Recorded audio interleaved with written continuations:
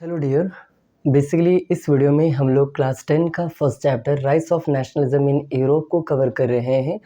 ये chapter class 10 का history का one of the hardest, one of the most important and one of the lengthiest chapter है। जो भी कहिए, one of the most boring chapter भी है। डिपेंड कर रहा है आपको कौन पढ़ा रहा है और आप कैसे उस टाइम में पढ़ने के टाइम में आप कौन से माहौल में, किस मूड में बैठे हो, दैट डिपेंड करता है। ओके, चैप्टर बहुत ही अच्छा है, मतलब हमको लगता है बहुत ही नॉलेजेबल है, बहुत ही इंटरेस्टिंग चीज़ें भी इसमें आपको, मतलब न्यू थिंग्स आपको पता चलेंगे। बहुत सारे पर्सनैलिटीज़ के नाम, बहुत सारे न्यू टर्म्स, बहुत सारे न्यू नॉलेज आपको मिलेंगे। तो हम तो यही कहेंगे 10 जगह से ये वीडियो मत पढ़िए, मतलब इस टॉपिक को मत पढ़िए। या तो स्कूल में अगर टीचर अगर बेस्ट है तो आप उनसे पढ़िए, या तो कोई अगर आप ऑनलाइन लेक्चर करते किसी एक आदमी का देखते तो उस एक आदमी का देखिए। या अगर आपको लगता है कि उसका हम देख लिए लेकिन हमको फिर भी थोड़ा होता है ना, कुछ फुलफ़िल नहीं हो पा रहा है, तो किसी एक और का देख लीजिए, लेकिन ज़्यादा जगह मत देखिए क्योंकि कुछ चैप्टर ऐसे होते हैं जब जितना ज़्यादा देखोगे उतना पागल हो जाओगे, ख़ास करके इस तरह के चैप्टरों के। तो कहीं एक जगह या 2 जगह मैक्सिमम पढ़िएगा, ये 2 से 3, उससे ज़्यादा कहीं से मत पढ़िएगा। तो वही हम लोग करने वाले हैं एंड आई बिलीव कि हम इसको सिंपल से सिंपल वे में एक्सप्लेन कर सकें। क्यों? इवन क्योंकि हम रीज़न बताते हैं। देखो, प्रेज़ेंटली 1:40 हो रहा है, 1:40 रात के। हम इससे पहले ये सेम वीडियो रिकॉर्ड किए थे फ्रॉम 11 पीएम 11:36 से। ओके, 11:36 से लगभग 1 बजे तक रिकॉर्ड किए थे। लगभग 1 हावर से भी मोर देन 1 हावर का वीडियो था। ये सेम वीडियो अभी मैंने रिकॉर्ड किया था, बट उसमें ज़्यादा डिस्टर्बेंस थे और हम उससे सैटिस्फाइड नहीं थे जो भी थे। इसके कारण हमने उसको छोड़ के फिर से हम शुरू से बना रहे। ओके, तो इस बार वो सैटिस्फैक्शन के साथ हम ये पूरा कर पाएँगे, हमको लग रहा है इस वीडियो को। और उसमें जो-जो हम बोले उन सब बातों को इसमें रिपीट करेंगे। ट्राई करेंगे कि 1 हावर के आसपास हो ये वीडियो मैक्सिमम। और ये वीडियो जो हम कंप्लीट शूट करना चाहते थे आज, मतलब ये जो लेंथ जो है 26 पेजेस का चैप्टर है आपके एनसीईआरटी में, उसमें से अगर आप कुछ काट-पीट के हटाते तो भी आपको 24-23 पेजेस पढ़ना होता है। तो हम चाहते थे आज इस रात को पूरा आपको 23 टॉपिक्स पेजेस को कवर करें, जिसमें 7 टॉपिक्स है मेरे हिसाब से, हम जब आपको बताएँगे तब। तो इन 7 टॉपिक को कवर करें, लेकिन अब तो ज़्यादा ही रात हो गया, मतलब 2 बजने वाले, तो अब उतना नहीं कर पाएँगे। लेकिन चलिए, ये वीडियो हम पूरा कंप्लीट बनाएँगे। और इससे पहले जो आप पूछोगे कि 1 बजे तो आपने उस वीडियो को रोका जो कि आप अपलोड नहीं करोगे, और देन अभी 1:40 को आप ये वीडियो बना रहे हो, तो ये बीच का 40 मिनट बेसिकली हमने क्या किया, तो हम एक दूसरा एक वीडियो बनाए हैं जो कि अभी आप आपको डालेंगे, बीपीएससी से रिलेटेड है। तो आपके कोई अगर बीपीएससी वाले भाई दीदी कोई हो तो उनको वो शेयर कीजिएगा। तो 40 मिनट में मैंने कुछ और वीडियो बनाया। अब जितना चार्ज बचा है उस हिसाब से हम दोबारा एक बार और ये ट्राई कर रहे हैं बनाने का, एंड होपफुली इस बार अच्छा बने और बेटर बने कि हम सैटिस्फाइड हो सके और आपको भी सैटिस्फैक्शन हम दे सके। ओके, तो स्टार्ट करते हैं, जिसका नाम है rise of nationalism in Europe नाम का चैप्टर।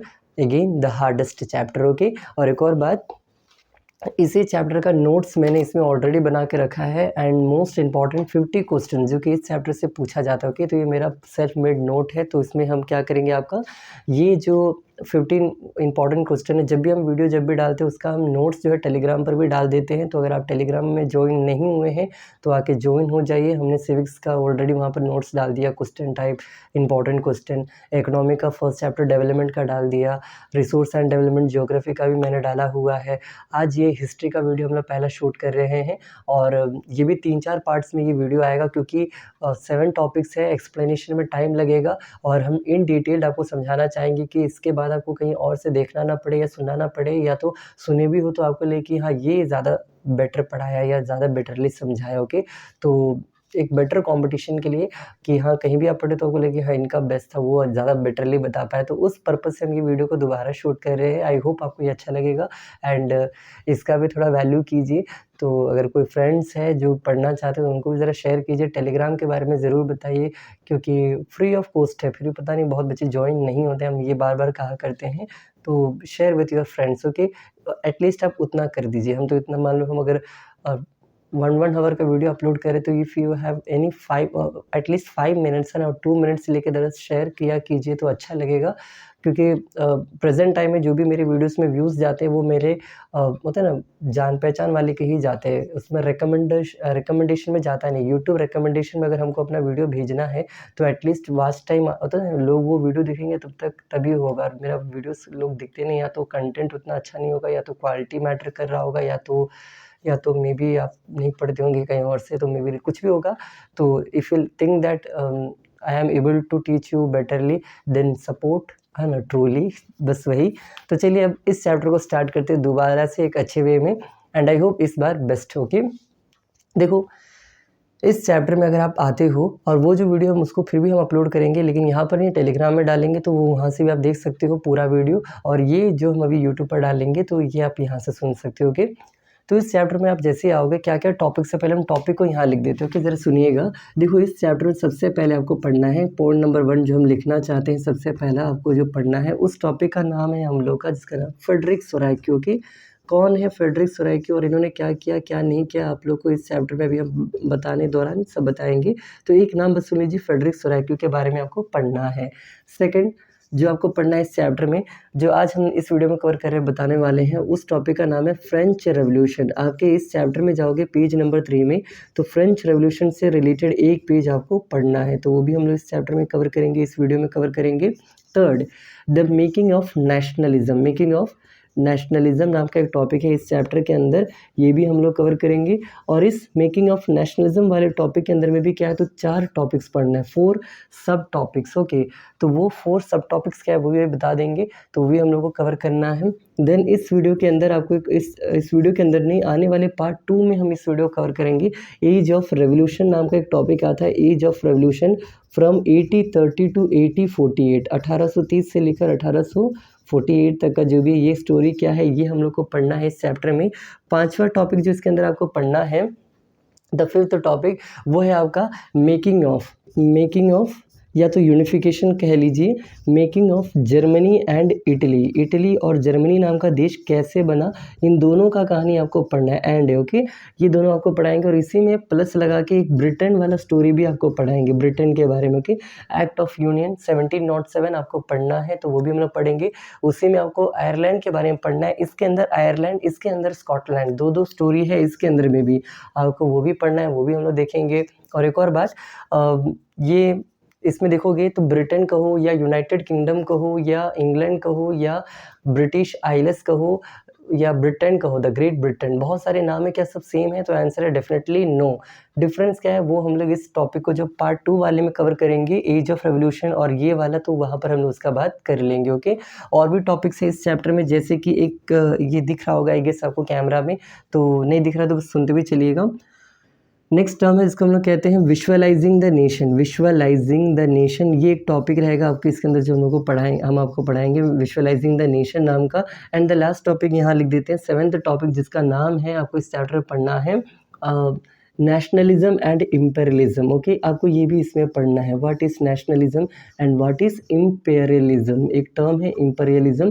तो ये दोनों चीज़ें पढ़ाकर, इतना कुछ पढ़ाकर आपका ये चैप्टर यहाँ पर फिनिश होगा। तो ये 7 मेन इंपॉर्टेंट टॉपिक्स है जो कि आपको पढ़ाना चाहते हैं।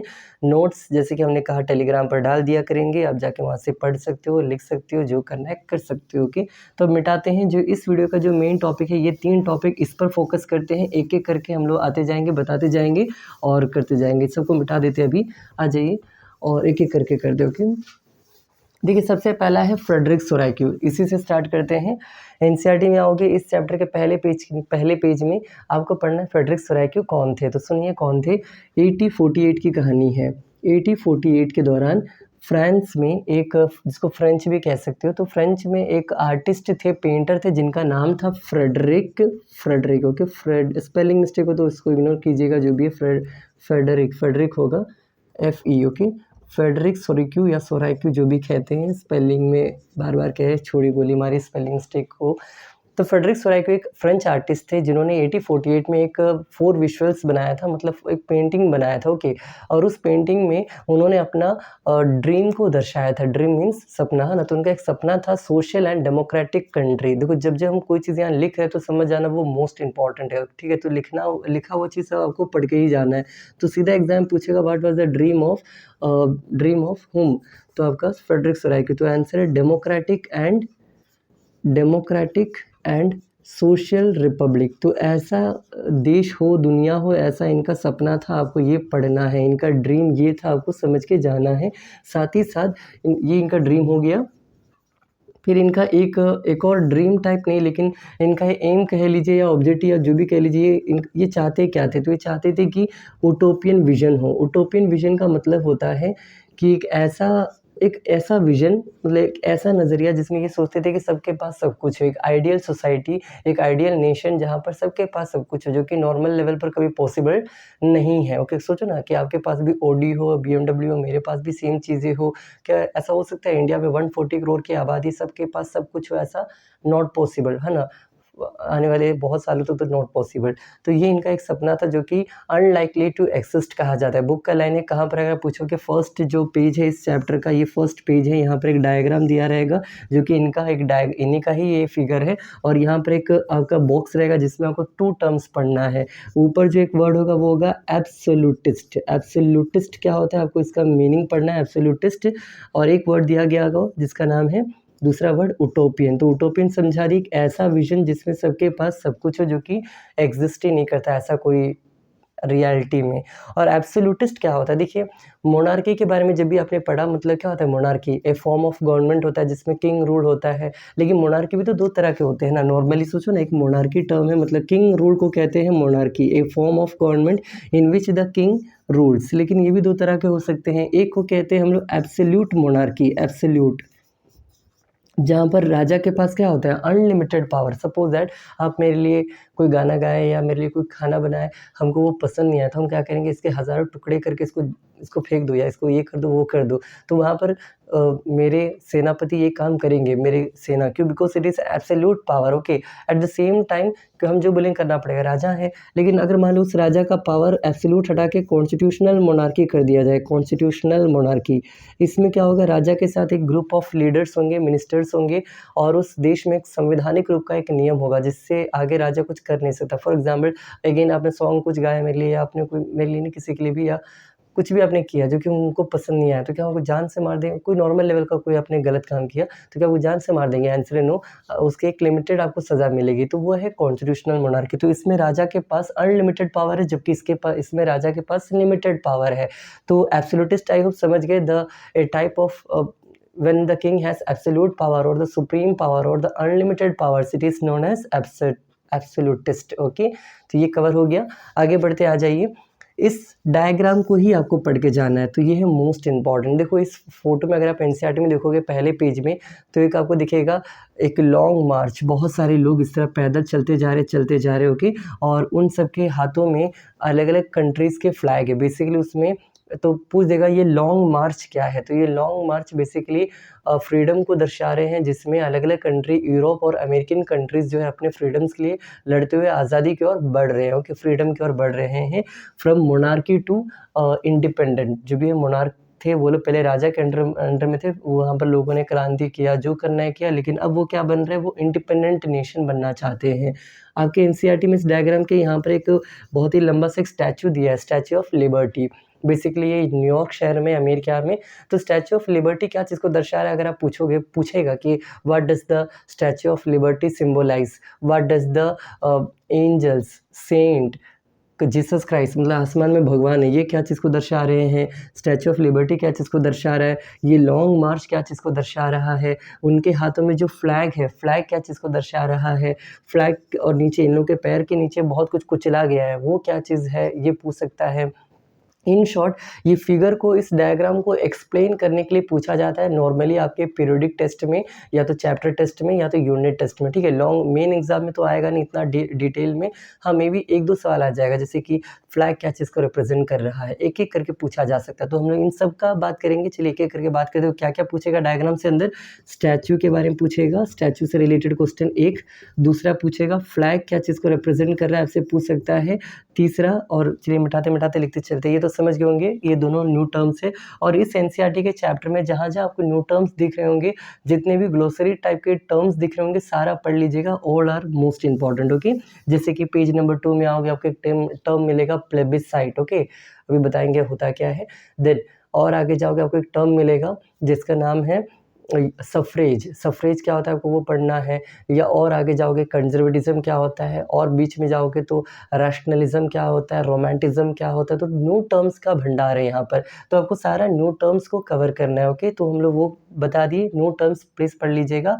दूसरा ये भी सुन लो, इस चैप्टर में बहुत सारे पर्सनैलिटीज़ का नाम पढ़ना है, जैसे कि अभी आप जो नाम सुन रहे हो फ्रेडरिक सोराक्यू, थोड़ी देर बाद सुनोगे नेपोलियन बोनापार्टे, और आगे जा सुनोगे ड्यूक मैटरनिक, फिर सुनोगे ग्यूसेप मेज़नी, देन आप सुनोगे Count Cavour, Victor Emmanuel, then और भी है William two, Kaiser William two, Otto von Bismarck, then फिर और भी है गैरिबाल्डी, देन बहुत सारे मतलब पर्सनैलिटीज़ नेम भरे पड़े हैं इस चैप्टर में, और आपको ये सबको कवर करना पड़ेगा, पढ़ना ही पड़ेगा। ओके, तो पर्सनैलिटीज़ नेम पढ़िएगा, ग्लोसरी टर्म पढ़िएगा, और जो अभी बता रहे हैं उस पर आते हैं। तो देखो ये पहले पेज के इस डायग्राम में आपको क्या क्या पढ़ना है। तो स्टैचू क्या चीज़ को रिप्रेजेंट कर रहा है आपको पढ़ना है, फ्लैग क्या चीज़ को रिप्रेजेंट कर रहा है पढ़ना है, लॉन्ग मार्च ये क्या चीज़ को रिप्रेजेंट कर रहा है आपको ये पढ़ना है।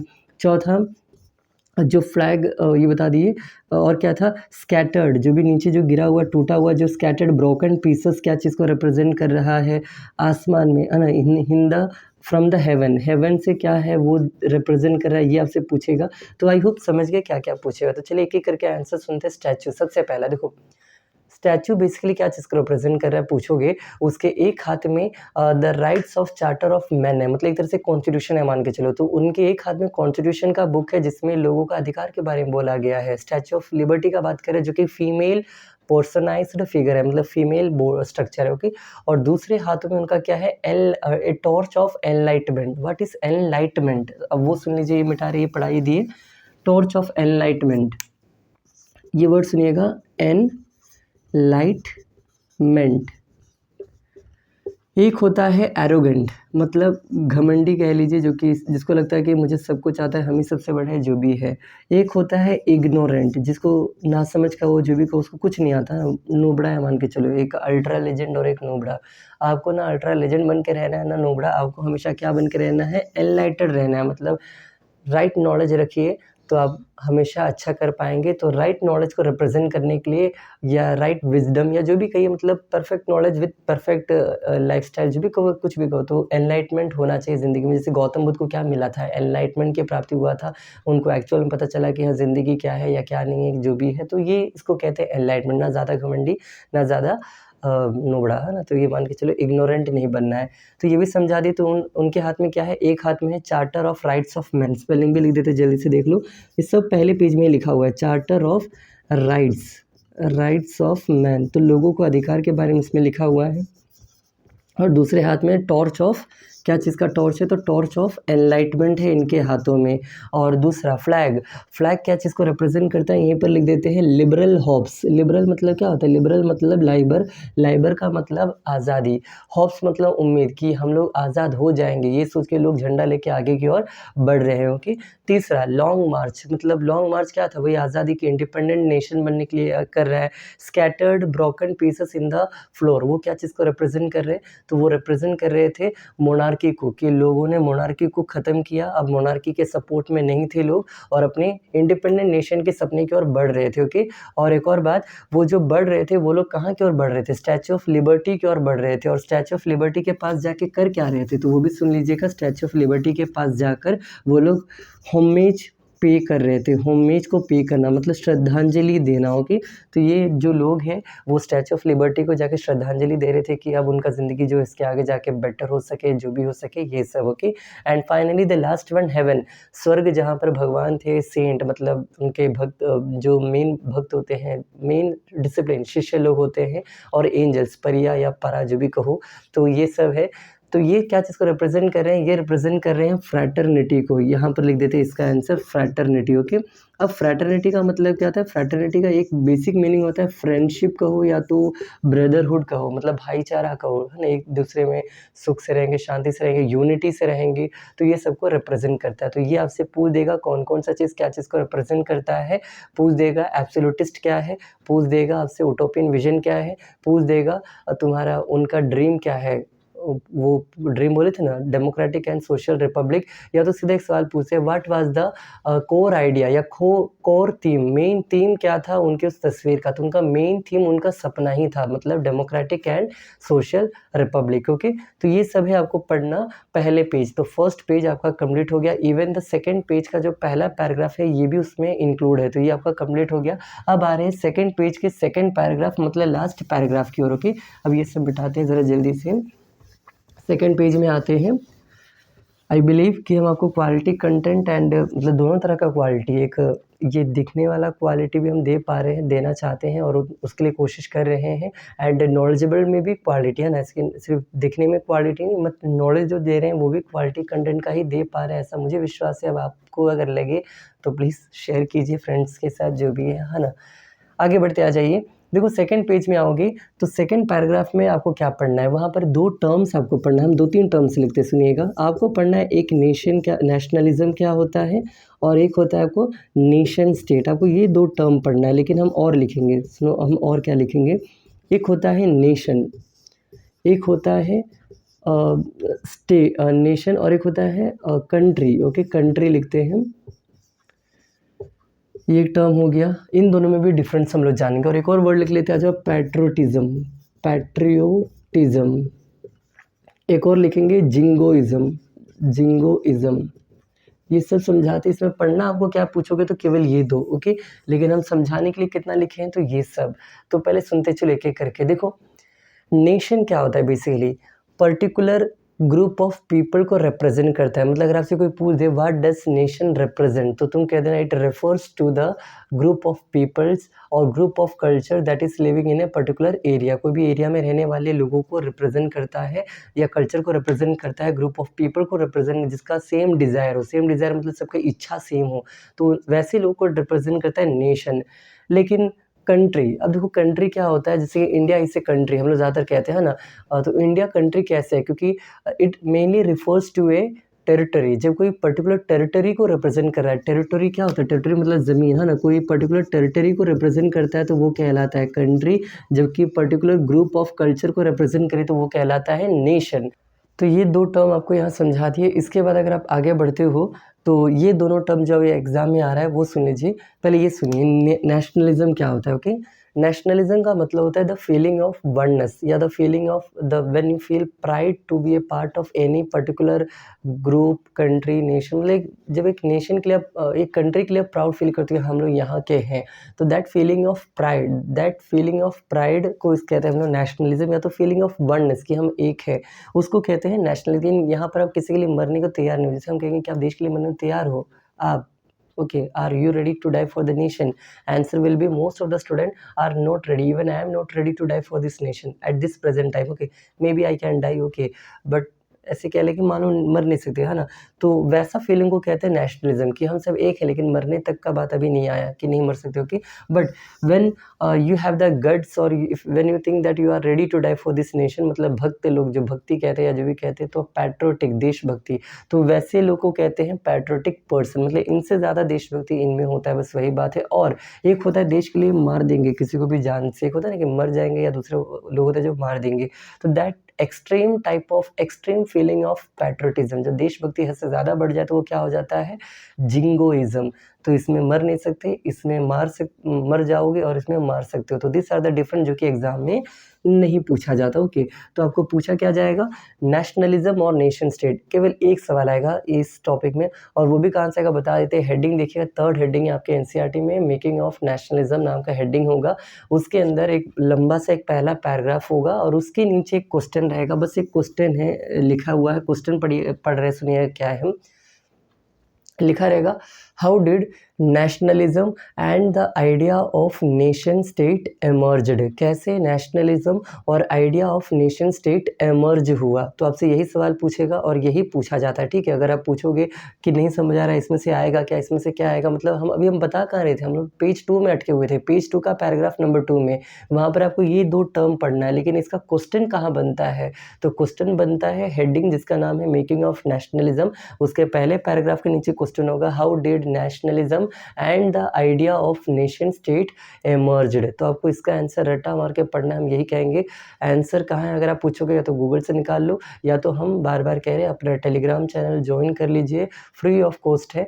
आपको वहाँ पर बेस्ट स्टडी मटेरियल्स हम प्रोवाइड कर रहे हैं, मोस्ट इंपॉर्टेंट क्वेश्चन को हम वहाँ प्रोवाइड कर रहे हैं, जो कि आप 10 जगह भटकिएगा वो सब एक साथ एक जगह आपको मिल जाएगा। तो बस आपको टेलीग्राम डाउनलोड करना है, जो कि वो भी फ्री ऑफ कॉस्ट है, डाउनलोड करना। और उसमें जो मेरा पेज है, जब बस वहाँ सर्च कीजिएगा किक क्लासेस, वो भी उसके लिए आपको यही सेम यूट्यूब चैनल का नाम है, वो भी फ्री ऑफ कॉस्ट है। तो वहाँ कोई पैसा नहीं लग रहा है, बस आपको ऐप इंस्टॉल करना है। ओके, तो करो तो आपको नोट्स मिल सकता है, या तो कहीं और से आप कर रहे हो तो वो भी कर लीजिएगा। एंड अगेन यहाँ पर हम वही कहेंगे, जैसे कि आप यूट्यूब से अगर कोई और टीचर से अगर आपने कहीं पढ़ा हो या पढ़ते हो, तो you have notice that at present time many of the YouTube channels और many of the teachers have their own smart board, smart class जो भी कहो, है ना। We don't have that much of the budget at this present time. तो हम लोग, और एक और चीज़, वो बजट भी छोड़ो, अगेन वो क्वालिटी है, हम भी वो अभी उस क्वालिटी पर नहीं पहुँचे। At the same time next level of quality means वो लोग ज़्यादातर जो पढ़ाते हैं ऑलरेडी सब लिखे हुए रहते हैं, बस घूमते हैं, थोड़ा दिखता है बच्चों ये सब, मतलब उनको भी नॉलेज, ऐसे नहीं कि नॉलेज नहीं है, बट वो लिखा हुआ रहता है। और हम लोग है कि बिना लिखे हुए चीज़ों को, पूरा चैप्टर को याद करके रखे हैं। मान लो मतलब इट इज़ अराउंड 26 पेजेस, और सारा वर्ड, सारा चीज़ कहाँ क्या है तुम पूछोगे, हमको ऑलमोस्ट याद है। तो ये इतना पढ़ना ये आसान नहीं होता। तो प्लीज़ डू शेयर कि अगर आपको लग रहा है कि हाँ ये क्वालिटी कंटेंट दे पा रहा है, ये चीज़ों को समझा के बता पा रहे हैं, हम क्वेश्चन टाइप भी आपको बता रहे हैं कि कहाँ पर कौन सा चीज़ कितना पूछा जाता है, पेज 1 में क्या क्या पूछा जाता है, पेज 2 में है क्या लेकिन पूछा नहीं जाता, वो भी आपको समझा दिए। और आगे भी जो बोलने वाले हैं पेज 3 पेज 4 जो भी है वो भी हम समझाते जाएंगे। तो इफ़ यू बिलीव कि हाँ ये बंदा मैटर करता है, मतलब he must have a huge support, तो प्लीज़ डू, है ना। जब तुम नहीं करोगे हमको मिलेगा कैसे। ओके, कुछ चीज़ें मेरे हाथों में नहीं, आप ही के हाथ में, अगर आप नहीं चाहोगे वो हमको मिलेगा नहीं। तो please do, okay, do it. Okay, आगे बढ़ते हैं। तो यहाँ पर हम बता रहे थे, वो हेडिंग के अंदर एक क्वेश्चन होगा, मेकिंग ऑफ नेशनलिज्म के अंदर, how did nationalism and nation state emerge, तो वो भी कर लीजिएगा। ओके, आगे बढ़ते हैं। ओके, पेज नंबर 3 में आते हैं। अब वहाँ पर एक हेडिंग होगा फ्रेंच रेवोल्यूशन। अब ये मिटा रहे, तो आई होप आपको पहला 2 पेज समझा दिए क्या क्या आ रहा है। एक फ्रेडरिक सोराक्यू आ रहा है, उसके अंदर ग्लोसरी पढ़ लीजिएगा, उसके अंदर फिगर को एक्सप्लेन करने के लिए पढ़ लीजिएगा, उनका ड्रीम क्या पढ़ लीजिएगा, democratic and social Republic. Page number 2 में आओगे तो जो फिगर है उसी का एक्सप्लेनेशन कंटिन्यू किया गया है, जैसे कि हेवन में क्या दिखा है, लिबरल होप्स क्या चीज़ को रिप्रेजेंट करता है, फ्लैग, तो ये सब दिया गया था। और पैराग्राफ पेज 2 का पैराग्राफ 2 में ये दोनों टर्म दिया गया है। अब ये तो बताया ही नहीं, तो ये भी सुन लीजिए। देखो, नेशन स्टेट का मतलब, जब एक कंट्री के अंदर, कंट्री क्या है, पर्टिकुलर टेरिटरी को कहते हैं, जब एक टेरिटरी के अंदर सेम कल्चर के लोग रहते हैं या सेम ग्रुप ऑफ माइंडसेट वाले लोग रहते हैं, जैसे कि इंडिया के अंदर चाहे यूपी हो चाहे बिहार हो, सबका आइडियाज़ कहीं ना कहीं सेम है ना, कि हम लोग इंडियन है, हम लोग श्री राम के भक्त हैं। इवन देखो, हम ये इसलिए बोले, when I am recording this video today इस रामनवमी, और इसी दिन को हम ये रिकॉर्ड कर रहे हैं रात के टाइम, है ना, 2:05। ओके, जो भी है, पॉइंट ये कि नेशन स्टेट का मतलब एक कंट्री के अंदर जब पर्टिकुलर ग्रुप के लोग का सेम आइडियाज हो, सेम आइडियोलॉजीज को फॉलो करता हो, तो उसको हम नेशन स्टेट कहते हैं। जबकि नेशनलिज्म के कारण ही नेशन स्टेट आया, है ना।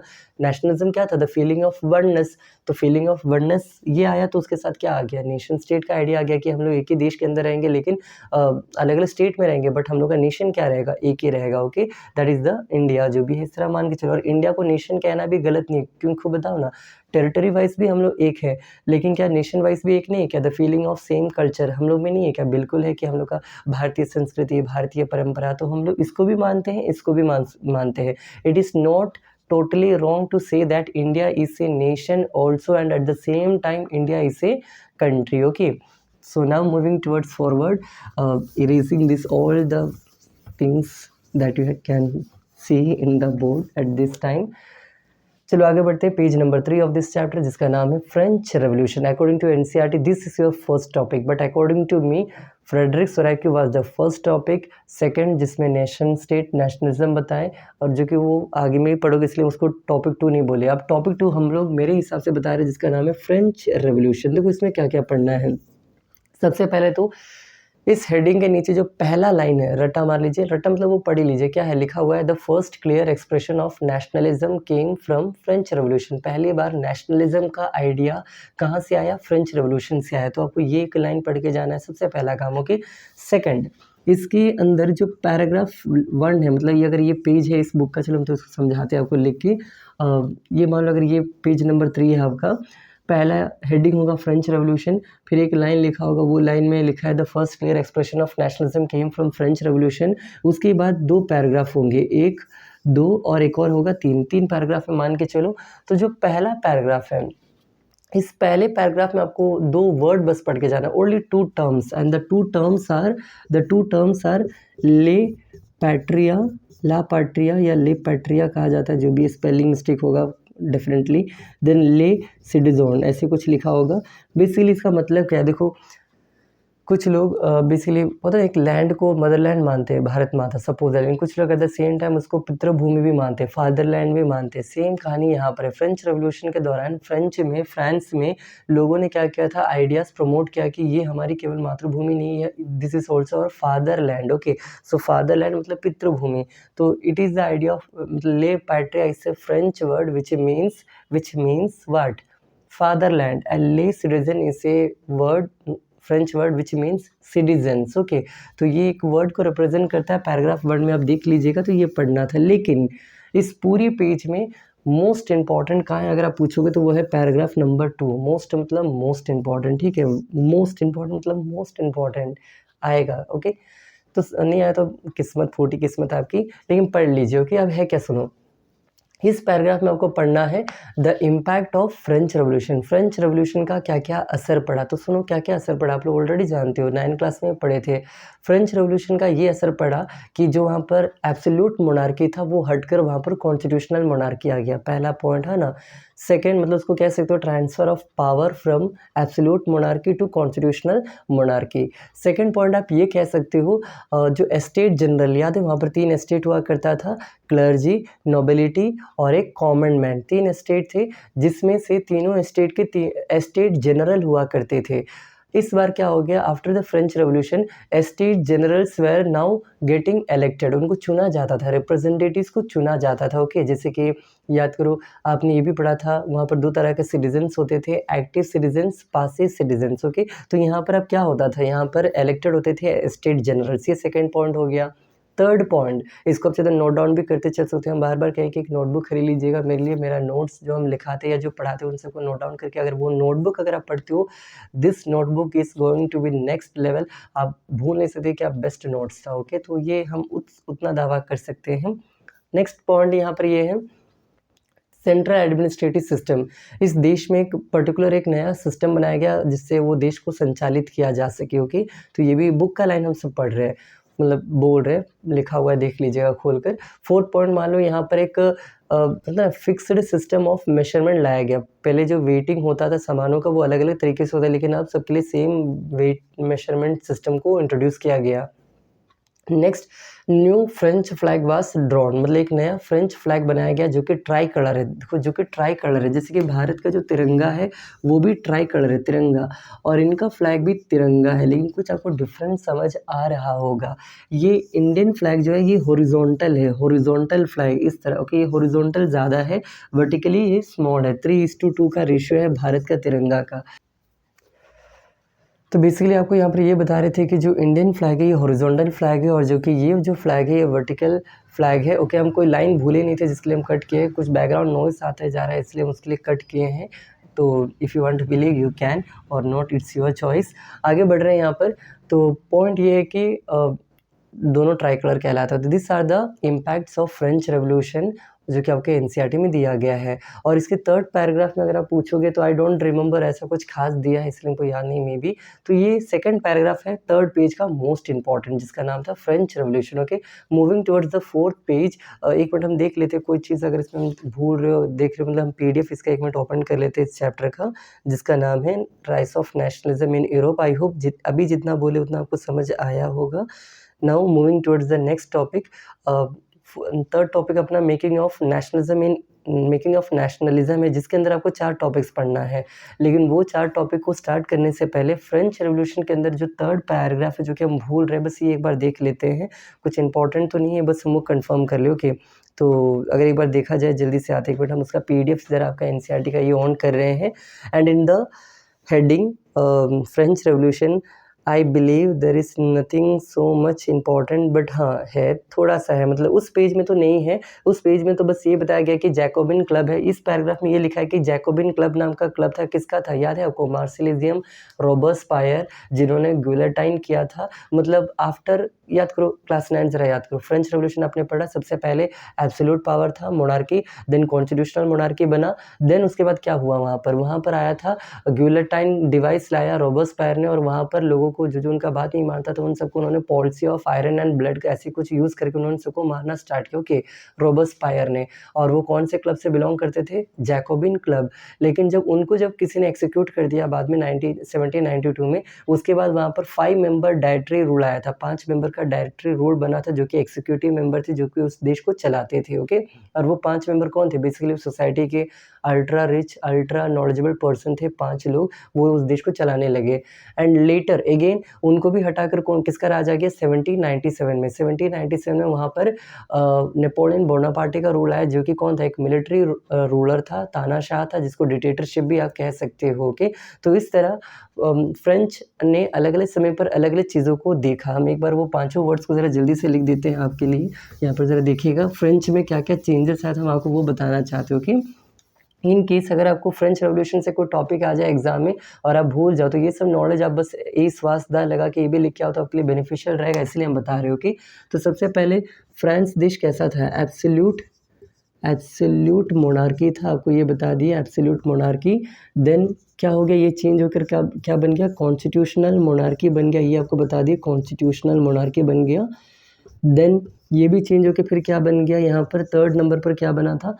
3rd नंबर पर ये देश बन गया, जैकोबिन क्लब के अंडर आ गया था, जिसका नाम था नेशनल असेंबली। याद है? जैकोबिन क्लब के अंदर रोबेस्पायर, और उन्होंने नेशनल असेंबली 3rd स्टेट वालों के लिए बनाया था, आपने ये पढ़ा होगा, याद होगा, national assembly, okay. This is the 3rd type of government in this country, 1 by 1।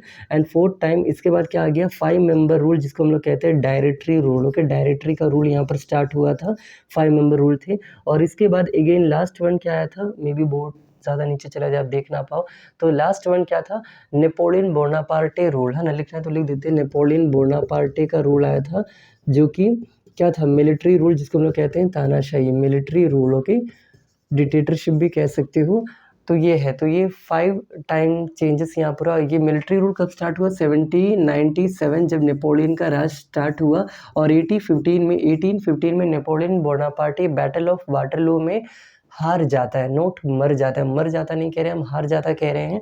तो ये after the defeat of Napoleon Bonaparte in 1815 battle of Waterloo, यहाँ पर जब हार जाते हैं उसके बाद यहाँ पर ये भी हट जाता है। फिर again new form of government start होता है, वो कौन सा? Again conservatism. लोगों ने बोला कि पुरानी विचारधारा ही सही था, किंग रूल ही सही था, लेकिन उनको कौन सा पावर दिया जाए? कॉन्स्टिट्यूशनल मोनार्की दिया जाए। तो अगेन यही सिस्टम दोबारा स्टार्ट हो गया, आपको बस यही समझना है, ओके। तो अभी क्या करें, आपको जो बता रहे थे इसमें कुछ इंपॉर्टेंट है क्या? फ्रेंच रेवोल्यूशन के पैराग्राफ नंबर 3 में, तो वहाँ पर इंपॉर्टेंट नहीं है, लेकिन उसके नेक्स्ट पेज में आना वो इंपॉर्टेंट, ओके। नेक्स्ट पेज में आओगे, वहाँ पर आपको इस तरह का एक डायग्राम दिखेगा, ये एक मैप दिखेगा, ये मैप आपको पढ़ने लायक था, ओके। इस मैप में अगर आप ध्यान दोगे तो बेसिकली यहाँ पर एक ऑस्ट्रियन एम्पायर नाम का एम्पायर लिखा हुआ है। उस ऑस्ट्रियन एम्पायर, या तो ऑस्ट्रिया में किस एम्पायर का राज होता था? तो या तो सीधा ऑस्ट्रिया में ऑस्ट्रियन एम्पायर का राज होता था कह दीजिए, या तो उससे भी एक अच्छा नाम है, उस एम्पायर का एक्चुअल नेम क्या है हम वो बताना पसंद करेंगे, क्योंकि ये एग्जाम में ऑब्जेक्टिव मार्क में 1 मार्क में सीधा पूछ दिया जाता है, ओके। और उस एम्पायर का नाम था Habsburg empire, okay, Habsburg empire. तो ये था जो कि ऑस्ट्रिया, जर्मनी, इन सब एरिया पर रूल करता था। तो ये नाम याद रखिएगा, और बस ये नाम याद रखिएगा, ठीक है। तो ये मैप के आसपास कुछ इंपॉर्टेंट लाइन है क्या? बस एक बार देख लेते हैं फिर से आप ही के सामने, तो कुछ हो तो छूटे ना, इसलिए हाँ वेरी इंपॉर्टेंट है कि याद करो। इतना देर एक नाम बता रहे थे, नेपोलियन बोनापार्टे के बारे में बता रहे थे ना, तो ज़रा सोचिएगा 1797 में जब नेपोलियन बोनापार्टे का राज स्टार्ट हुआ और 1815 में ख़त्म हुआ, तो इसके बीच में क्या हुआ? तो इसका रूल हुआ, इनका रूल चलता था नेपोलियन बोनापार्टे का, है ना।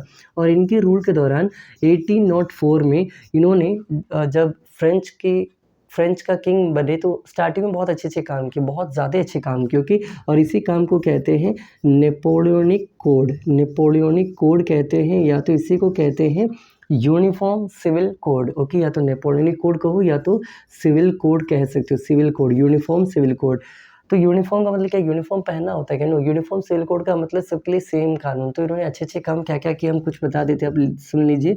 पहला, इक्वालिटी को उन्होंने प्रमोट किया कि सब क्या है, इक्वल बिफोर द लॉ, कानून के आगे सब बराबर है, इन्होंने ये कर दिया, चाहे वो फर्स्ट स्टेट के हो, सेकंड स्टेट के हो, थर्ड स्टेट के हो।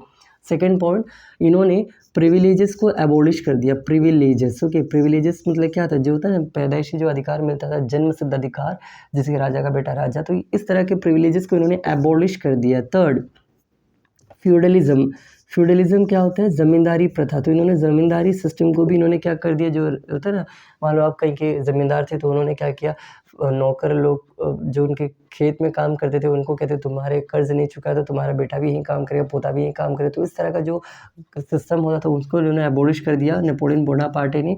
एक और चीज़ जिसको इन्होंने एबॉलिश किया था वो था टैक्स सिस्टम, टैक्सेशन को भी इन्होंने एबॉलिश किया था। मतलब एक तरीका देख रहे हो याद करने का तरीका, ये तीनों चीज़ क्या है, ये तीनों चीज़ों को इन्होंने एबॉलिश किया था, ओके। तो ये भी लिख सकते हो। और इम्प्रूव क्या किया था, तो देखो इम्प्रूव में अगर हम बोले पॉइंट नंबर 5, ये 4 हो गया, 5 बता रहे हैं, इम्प्रूव द ट्रांसपोर्ट सिस्टम, इन्होंने वहाँ पर ट्रांसपोर्ट सिस्टम को इम्प्रूव कर दिया, कम्युनिकेशन सिस्टम को इन्होंने इम्प्रूव कर दिया। तो ये सब इन्होंने इम्प्रूव किया या बेटर किया आप कह सकते हो, और इन सबको इन्होंने एबॉलिश किया। 5 पॉइंट काफ़ी, हम 6 लिख दिए, तो आपको ये सब याद करके जाना जो इन्होंने अच्छे काम किए। लेकिन आफ्टर 1804 फिर इनके मन में भी क्या आया, लालच आया कि इनको केवल फ्रेंच का किंग नहीं बनना था, इनको पूरे यूरोप का क्या बनना है, एम्परर बनना है, मतलब किंग टू एम्परर। पहले था किंग बनने का सपना जो कि बन गए थे कहाँ के, तो फ्रांस के, but now his mood changes है ना, और ये अब क्या बनना चाहते, पूरे यूरोप के क्या बनना चाहते हैं, एम्परर बनना चाहते थे। एंड यूरोप के एम्परर बनना इतना आसान था नहीं, तो इन्होंने फिर से क्या कर दिया, टैक्स सिस्टम को लागू कर दिया, स्लेवरी सिस्टम को रीइंट्रोड्यूस कर दिया, और इवन सेंसरशिप लागू कर दिया। सेंसरशिप क्या होता है कि जो उस टाइम के जो न्यूज़पेपर थे या जो मैगज़ीन थे, इनके खिलाफ कुछ पब्लिकेशन या कोई भी ये नहीं कर सकते, क्या पब्लिश नहीं कर सकते, ओके। एंड इन्होंने एक और बहुत गलत काम किया, वो सुनिएगा, वो भी थोड़ा इंटरेस्टिंग गलत काम है। कैसा गलत काम, तो ज़रा देखिएगा। ही डन व्हाट, मतलब 3 गलत काम था। पहला तो टैक्सेशन फिर से इंक्रीज़ कर दिया, टैक्स बढ़ा दिया। फिर क्या बोले थे, सेंसरशिप को ये कर दिया, इम्प्लीमेंट कर दिया सेंसरशिप, ओके, मतलब कोई भी इनके खिलाफ छाप नहीं सकता। एंड द थर्ड पॉइंट जो बोल रहे थे, फोर्स्ड कॉन्स्क्रिप्शन, फोर्स्ड कॉन्स्क्रिप्शन, इसका मतलब क्या होता है, देखो पूरे यूरोप को जीतना है तो सेना बहुत बड़ी चाहिए, सेना बड़ी चाहिए, तो इनके फ्रेंच में उतनी सेना है नहीं, तो ये क्या करते थे, जो हॉलैंड, स्विट्ज़रलैंड या डच वाले पार्ट्स को ये जीते थे, वहाँ की जो सेना है उनको ज़बरदस्ती अपने फ्रेंच सेना में भर्ती करवा देते थे, और यूरोप के किसी और कंट्री के साथ लड़वाते थे, जैसे कि जर्मनी हो गया या पोलैंड हो गया या ब्रिटेन हो गया या ऑस्ट्रिया हो गया, मतलब समझ रहे हो, मतलब किसी और देश की सेना को अपने देश की सेना में भर्ती करवा के किसी तीसरे देश की सेना के साथ लड़वाना। तो सोचो कल जाके इंडिया पाकिस्तान की सेना को अपने सेना में भर्ती करवा के चाइना के खिलाफ लड़ेगा, तो हाउ विल बी द जोश, है ना। तो यही सोच लो, this is the answer, forced conscription. तो this are the 3 bad thing that he done, and earlier I have already written the 6 good thing जो उन्होंने किया था। तो ये भी हो गया आपका कंप्लीट। तो ये आपसे, और ये कहाँ है, तो अभी जो बोल रहे थे ना फ्रेंच रेवोल्यूशन का जो बोल रहे थे वो टॉपिक, उसके नेक्स्ट पेज में जो एक डायग्राम दिया था, एक फोटो, उसके नीचे वाला में दिया गया है नेपोलियनिक कोड, मोस्ट इंपॉर्टेंट, मतलब मोस्ट इंपॉर्टेंट, ठीक है। अब आगे सुना, हम एक और चीज़ बताएंगे भी आपको, तो वो मोस्ट इंपॉर्टेंट हो गया आपका ये वाला टॉपिक। इसके बाद आपको क्या पढ़ना, और इसी पेज में तो अच्छा काम दिया था, लेकिन उसके जस्ट नेक्स्ट वाले पेज में आपको इनका गंदा काम दिया, गंदा काम भी बता दिया। ये 3 काम, ओके, ये कंप्लीट हो चुका है आपका टॉपिक नंबर 2, जिसका नाम था फ्रेंच रेवोल्यूशन। अब बढ़ते हैं topic number 3, the last topic of this video lecture, and the topic name is called making of nationalism, okay. तो ये जो आपका पेज होगा, इसमें हेडिंग होगा मेकिंग ऑफ नेशनलिज्म, है ना बेसिकली, और उसमें भी पढ़ना क्या हम बोल दिए, स्टार्टिंग के पूरे एक तो एक छोटा सा एक लाइन दिया होगा, उसके बाद एक बहुत लंबा पैराग्राफ दिया है जिसमें बहुत कुछ दिया गया है। जैसे कि क्या दिया पूछोगे तो वो एक हम बोले थे ऑब्जेक्टिव टाइप का पढ़ना, जैसे कि क्या बोले थे, हैब्सबर्ग एम्पायर जो कि ऑस्ट्रिया में रूल करता था, आपको ये बोले थे पढ़ने के लिए, और उसमें बहुत डीप नॉलेज है। अगर आप हम यही कहेंगे कोई टॉपर टाइप का बच्चा हो भी वो भी पढ़े तो उसमें से कुछ 1 मार्क में भी मिल जाए तो मिल जाए, लेकिन हम अभी तक से देखे नहीं इसमें से कुछ पूछते हुए, ओके। तो ज़्यादा हार्ड वर्क करने की भी ज़रूरत है नहीं, स्मार्टली सोचो, जहाँ आता नहीं वहाँ पर तुम खोद के क्या उखाड़ लोगे, है ना। फिर मन है तो पढ़ लो, लेकिन हम तो कहते हैं इस पेज के इस पैराग्राफ को टोटली इग्नोर कर सकते हो, लेकिन इसी पेज के इसी पैराग्राफ के नीचे एक क्वेश्चन दिया गया जिसका नाम है how did nationalism and the idea of nation state emerged. ये वेरी इंपॉर्टेंट है और हम बार बार कह रहे हैं टेलीग्राम में इसका आंसर डाल देंगे। कभी भी आप ज्वाइन करोगे तो आप कितना भी प्रीवियस नोट्स आप निकाल सकते हो। व्हाट्सएप की तरह नहीं कि आप ज्वाइन होगे तो पुराना कुछ मिलेगा नहीं। टेलीग्राम का ये बेनिफिट है कि हम जब से चैनल बनाए होंगे टेलीग्राम वाला, उसमें जितने नोट्स डाले होंगे सब आपको मिल सकता है, ओके। चाहे वो पीडीएफ हो, चाहे वो इमेजेस हो। इमेजेस मतलब हम क्लिक करके कैमरा से जो फ़ोटो डाले होंगे चैप्टर्स के फ़ोटोज़ वो आपको मिल जाएंगे, और जो भी यूट्यूब के इंपॉर्टेंट वीडियोज़ के मेरे क्लास 10 वाले बच्चों के जो भी लिंक्स होंगे वो भी आपको मिल जाएंगे, सब मिल जाएंगे, ओके। तो आ जाओ, जो भी है तो ये हो गया। और इस पेज में अगला कुछ इंपॉर्टेंट था नहीं, तो ये हो गया confirm making of nationalism, third topic का टॉपिक इंट्रोडक्शन कंप्लीट। लेकिन उसके अंदर 4 टॉपिक है ना बोले थे, याद है हम बोले थे उस टाइम जब लिखे थे कि मेकिंग ऑफ नेशनलिज्म के अंदर में भी 4 टॉपिक्स है। तो वो 4 टॉपिक्स ज़रा हम लिख के जल्दी समझा के इस वीडियो को यहाँ पर एंड अप करते हैं। तो वो 4 टॉपिक्स क्या क्या है ज़रा जल्दी हम लिखते हैं, ओके। एक एक करके उसको समझा देंगे। पहले चारों टॉपिक लिख देते हैं, नाम अब बस देखते चलिए चारों टॉपिक्स के नामों के फ़ोन हटा देते हैं, वरना फिर आप बोलोगे कि देख के बताते हैं, तो I don't like it, okay. Start करते हैं। 1, 2, 3 and 4. The first topic name is known as aristocracy. Aristocracy. अगर NCERT तो खोल के देख लीजिए, जो पढ़ा रहे वही लिखा हुआ है जो भी है, because I have the confidence in me, but if you have not the willingness to believe in me, then खोल के पढ़ लीजिए ना। एंड द मिडिल क्लास, ये एक टॉपिक होगा सबसे पहला मेकिंग ऑफ नेशनलिज्म के अंदर। दूसरा टॉपिक जो इसके अंदर है वो आपका रहेगा दैट इज़ कॉल्ड, याद करना पड़ेगा ना, हम भूल गए, चलो याद करते हैं एक मिनट। सेकंड टॉपिक एरिस्टोक्रेसी हो गया, उसके बाद न्यू कंजर्वेटिज्म है, आई गेस देख लेंगे एक बार फिर भी। न्यू कंजर्वेटिज्म 1815 वाला एक टॉपिक होगा, सो ये थर्ड नंबर है, याद आ गया। कंजर्वेटिज्म ये 1815 का टॉपिक, ये टॉपिक नंबर 3 है इसके अंदर। तो 2 नंबर पर क्या है, तो 2 नंबर पर था व्हाट डस, ऐसे कुछ लिखा होगा, what does liberal nationalism stands for. Liberal nationalism का मतलब क्या होता है, आपसे ये पूछा जाएगा टॉपिक नंबर 2 में, okay. And the last topic of this topic that is called the revolutionaries, okay. एक हेडिंग होगा रेवोल्यूशनरीज नाम के। तो ये 4 टॉपिक्स है इसके अंदर आपको पढ़ना। तो एक एक करके इन टॉपिक्स को स्टार्ट करते हैं। उससे पहले ज़रा हम एक पोज कर दे, ज़रा देख ले कि लेक्चर रिकॉर्ड हो रहा है या नहीं हो रहा है, बिकॉज चार्ज 40% के आसपास था, तो एक बार देख लेते, वरना पता चले इतना हम बोल रहे हैं कुछ भी रिकॉर्ड ही ना हुआ हो ना। तो एक बार just give me few second, हम यहाँ एडिट करके पोस्ट करके फिर ज्वाइन कर देंगे, ओके। रोक रहे हैं। तो बेसिकली आपको यहाँ पर हम ये बता रहे थे एरिस्टोक्रेसी जो होता है नंबर वाइज तो कम होते थे, जबकि मिडिल क्लास का पॉपुलेशन जो होता था ज़्यादा होता था। ये पहला कॉमन पॉइंट है जो आपको समझ सकते हो। एरिस्टोक्रेसी जो होते थे ये बेसिकली रिच होंगे तो क्या ये लोग बिजनेस वर्क करते होंगे, इंडस्ट्रियल टाइप के वर्क करते होंगे, है ना, ट्रेडिंग टाइप के लोग। लेकिन मिडिल क्लास लोग क्या करते थे, ज़्यादातर फार्मर्स होते थे, ये दे वेर पेजेंट्स, है ना, पेजेंट्स या पेजेंट्स कहो जो भी कहो। तो 2 पॉइंट बता दी, ये पॉपुलेशन वाइज स्मॉल, ये पॉपुलेशन वाइज लार्ज।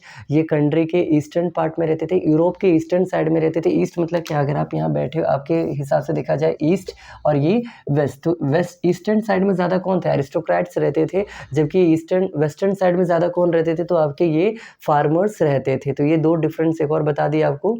नेक्स्ट इसमें अगर आप पूछोगे और भी क्या डिफरेंसेस है इसमें जानने लायक, तो यही है कि जो एरिस्टोक्रेट्स लोग थे ये अपना एक स्टैंडर्ड बना कर रखते थे। ये लोग फ्रेंच लैंग्वेज बोला करते थे, क्योंकि इनको लगता था फ्रेंच लैंग्वेज, जैसे ना एक टाइम से जब इंडिया में संस्कृत ज़्यादा बोली जाती थी बाय द ब्राह्मण्स और the some few groups of people, क्योंकि वो एक हायर लेवल का लैंग्वेज हुआ करता था। जबकि एक पाली नाम की भाषा थी जो कि लोअर कास्ट के लोग भी बोला करते थे।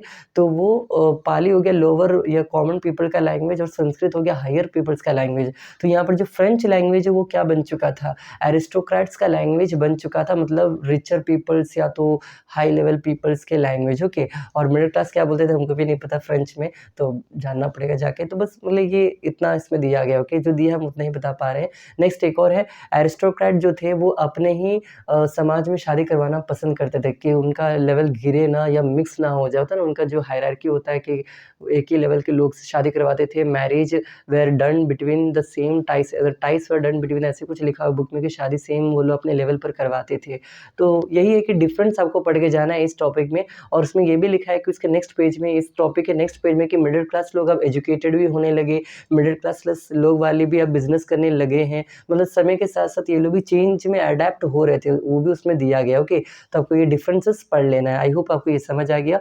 नेक्स्ट टॉपिक जिसका नाम है what does liberal nationalism stand for. इसमें केवल एक चीज़ आपको पढ़ के जाना, अगर हम होते तो हम पूरा नहीं पढ़ते, अभी के लिए हम कह रहे हैं बस एक चीज़ पढ़ के जाना, ओके। और वो एक चीज़ क्या है, ज़रा सुनिएगा, एक चीज़, okay, just one thing, okay.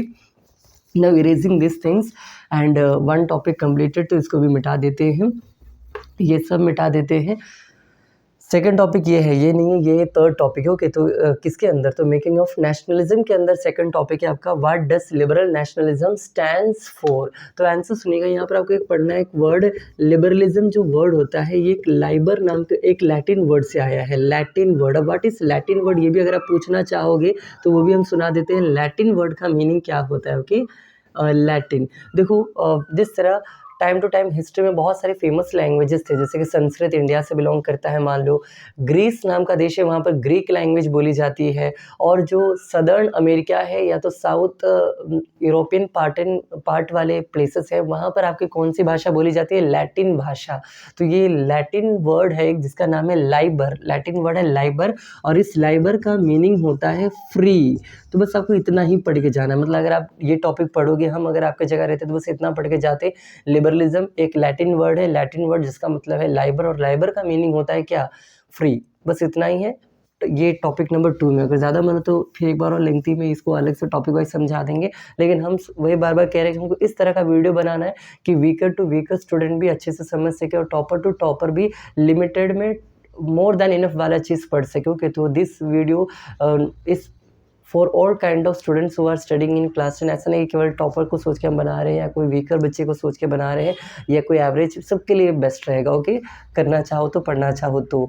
चलिए नेक्स्ट टाइम पर आते हैं, नेक्स्ट टॉपिक पर जिसका नाम है न्यू कंजर्वेटिज्म 1815 के बारे में बात कर रहे हैं। देखो इसके अंदर बस एक चीज़ पढ़ के जाइएगा, एक मतलब केवल एक चीज़, आप उसी को समझा रहे हैं, वो भी इंपॉर्टेंट, इसलिए हम लिखेंगे पूरा, उसको लिखेंगे, समझाएंगे और उसको एंड अप करते हैं। और उसका ये भी बहुत आसान है कि आसान है, ठीक है। इसमें 3 वर्ड आपको बस बताएंगे, ये इसमें एक वर्ड, लेकिन वो एक वर्ड में बहुत कुछ आपको सीखना है। जैसे कि वो एक वर्ड का नाम है that is called the single term, okay. That single term is known as Treaty of Vienna, very important, मतलब जो हम उस टाइम में बोले थे मोस्ट इंपॉर्टेंट, उस मोस्ट इंपॉर्टेंट से भी मोस्ट इंपॉर्टेंट है, तो सोच लो कितना इंपॉर्टेंट है, ओके। तो ट्रीटी ऑफ वायाना नाम का एक समझौता हुआ था 1815 में। किस किस के बीच में हुआ था अगर आप पूछोगे तो याद करो, नेपोलियन बोनापार्टे जो कि 1815 में बैटल ऑफ वाटरलू में हारा था, याद है ना आपको, कि हम बताए थे आई गेस आप लोग को कि ये जर्मनी है, ये आपका फ्रांस है, जर्मनी और फ्रांस के बीच में एक देश है जिसका नाम है बेल्जियम, और इसी बेल्जियम में एक प्लेस है जिसका नाम है वाटरलू। और इसी वाटरलू वाली लड़ाई में 1815 में कौन हार गया था, नेपोलियन बोनापार्टे हारा था। और उस हारने के बाद एक मीटिंग बुलाया जाता है, कहाँ पर, वायना नाम के प्लेस में। वायना किसका कैपिटल है, तो ऑस्ट्रिया नाम के प्लेस का कैपिटल है, ऑस्ट्रिया, ओके। तो बेसिकली किसके बीच में हुआ था बैटल ऑफ वाटरलू, पहले ये सोचो, यही पूछेगा बैटल ऑफ वाटरलू किन किन के बीच में हुआ था। तो आंसर है नेपोलियन बोनापार्टे वर्सेस प्रैब, ओके। अब ये प्रैब का मतलब क्या होता है, तो नेपोलियन बोनापार्टे जो कि फ्रांस से बिलोंग करता था, इन्होंने किसके साथ लड़ा था, इन्होंने प्रैब के साथ लड़ा था।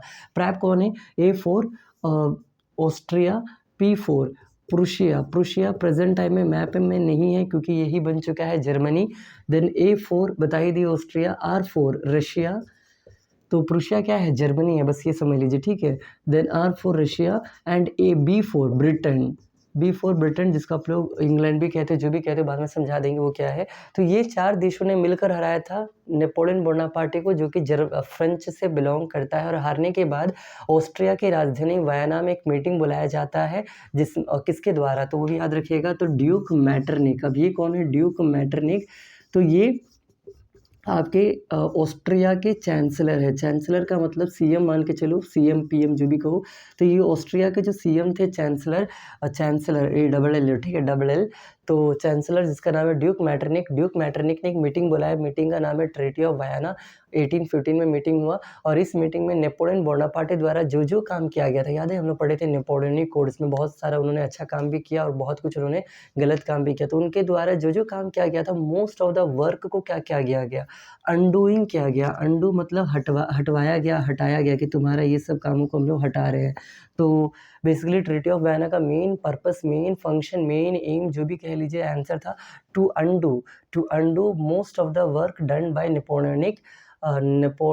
Napoleon Bonaparte. तो इसको बताते हुए ये आपका टॉपिक नंबर 3 यहाँ पर कवर हो जाता है। और कंजर्वेटिज्म का डेफिनेशन उसके साइड बॉक्स में दिया गया है। What is conservatism? क्लास 9 में रशियन रेवोल्यूशन में भी आपने पढ़ा था। पुरानी विचारधारा, a political philosophy in which a person is promoting और following the old rituals, old practices, old tradition और रिलीजन प्रैक्टिसेस को जब कोई फॉलो करता है, that is called the conservatism. Okay, तो ये भी हो गया। And the finally the last topic revolutionary. इसमें बस आपको एक आदमी का नाम पढ़ना है और उस आदमी से रिलेटेड कुछ वर्ड पढ़ना है। उस आदमी का नाम पहले लिख देते हैं, सबको मिटाकर। ओके, ये सारे इंपॉर्टेंट है, सबका नोट्स हम दे देंगे। मोस्ट इंपॉर्टेंट 50 क्वेश्चन भी हम डाल देंगे ग्रुप में, टेलीग्राम वाले पर नहीं ज्वाइन हो तो आके ज्वाइन कर लो, बस वही हम कहेंगे। The answer is called Giuseppe Mazzini. Okay, एक आदमी का नाम सुनिएगा, ग्यूसेप मेज़नी।